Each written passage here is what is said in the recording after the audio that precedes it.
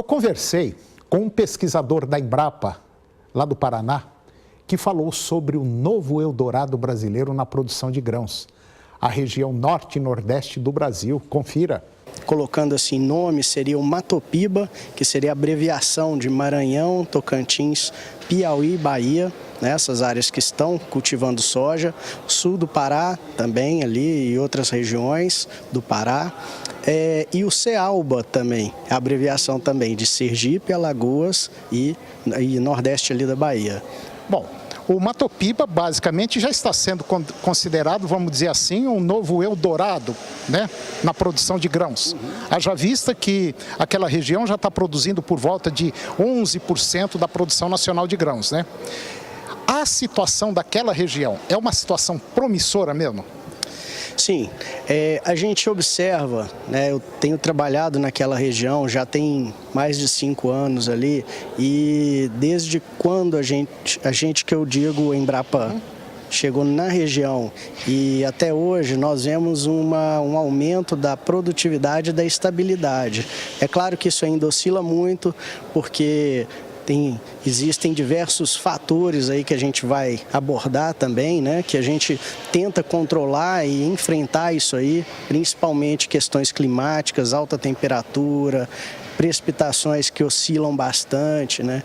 Então, esses fatores, eles contribuem para essa oscilação de produtividade, mas a gente está caminhando para um aumento de produtividade e estabilidade na produção também, com sustentabilidade, o que é o mais importante. De maneira geral, as variedades utilizadas no sul do país, na região centro-oeste e também lá no Matopiba, são variedades diferentes uma das outras devido às condições climáticas das regiões. Lá para o Matopiba, vai existir ou já existe variedades só para aquela região, desenvolvida para aquela região, porque eles têm um problema muito sério, justamente problema climático lá, né? Então tem que ser variedades diferentes. A Embrapa já tem essas variedades? O mercado já tem? Sim, o mercado e a Embrapa já tem algumas variedades que são indicadas para aquela região. Anualmente a gente faz um teste de cultivares, né? Eu trabalho no Tocantins e eu trabalho com 3 pontos pelo menos ali no Tocantins.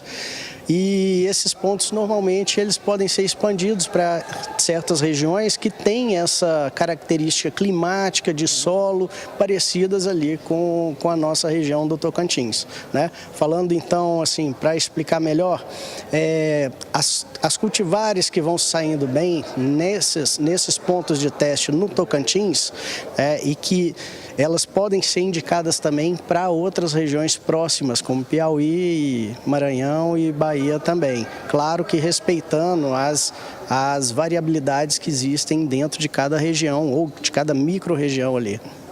Os acertos ainda estão sendo feitos, estudos estão acontecendo. Aquela região pode ter um potencial, por exemplo, de dobrar a sua produção? Com certeza.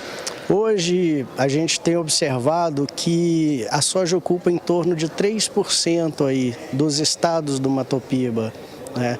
Então existe uma possibilidade muito boa e muito grande da soja entrar em áreas de pastagem degradada. Ou seja, a gente conseguiria aumentar em muito essa produtividade e esse cultivo de soja sem derrubar nenhuma árvore, só entrando nessas áreas de pastagem degradadas.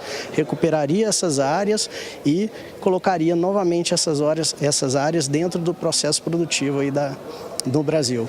Bom, a tecnologia lavoura, pecuária e floresta seria, por exemplo, um ponto positivo para o Matopiba? Sim. É muito indicado essa tecnologia ali para o Matopiba, principalmente pela questão de oscilação climática que a gente observa naquele local, né? Quando você tem um ILPF, né, uma integração lavoura, pecuária, floresta, você tem uma diversificação dos sistemas, né, que pode contribuir para um aumento de matéria orgânica sobre o solo, né, a formação da palhada e também ali no subsolo, ali para dentro do solo, na forma das raízes. Isso é imprescindível para você conseguir uma boa produtividade e estabilidade da produção ali naquela região.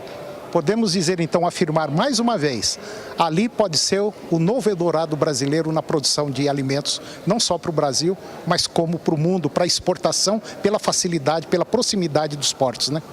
Esperamos que sim e trabalhamos para isso. Mas é sempre importante lembrar que essa expansão precisa ser feita com aquela questão que sempre o pessoal coloca, é a sustentabilidade ambiental, técnica e econômica. E depois do intervalo, você vai ver que os produtores contrataram mais crédito rural. E também nós vamos falar sobre o nióbio, um mineral que todo mundo quer. E o Brasil possui 98% das jazidas do mundo. É um minuto só.